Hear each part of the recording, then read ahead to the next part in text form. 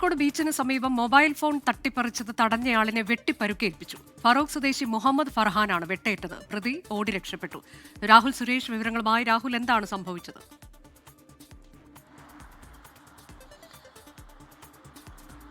കോഴിക്കോട് ബീച്ചിന് സമീപമുള്ള കോർപ്പറേഷൻ ഓഫീസിന് സമീപം ഇന്നലെ അർദ്ധരാത്രിയോടുകൂടിയാണ് ഈ സംഭവം നടക്കുന്നത്.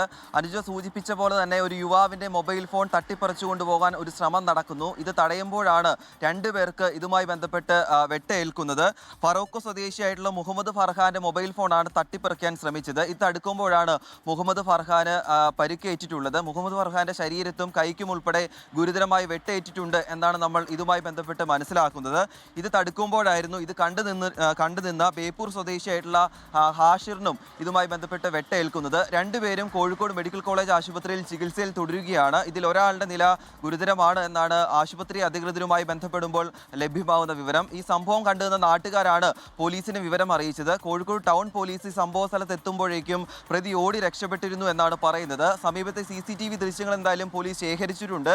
ഈ പ്രതിക്ക് വേണ്ടിയുള്ള അന്വേഷണം ഇന്നലെ രാത്രിയിൽ തന്നെ ആരംഭിച്ചിട്ടുണ്ട്. പക്ഷേ ഇതുവരെയും പ്രതിയെ പിടികൂടാനായിട്ടില്ല എന്നാണ് പോലീസ് പറയുന്നത്. എന്താണെങ്കിലും രണ്ടുപേർ ഈ സംഭവവുമായി ബന്ധപ്പെട്ട് ആശുപത്രിയിൽ ചികിത്സയിൽ തുടരുന്നു. ടൗൺ പോലീസാണ് അന്വേഷണം നടത്തുന്നതും. അനുജ, രാഹുൽ സുരേഷാണ് വിവരങ്ങൾ നൽകിയത്.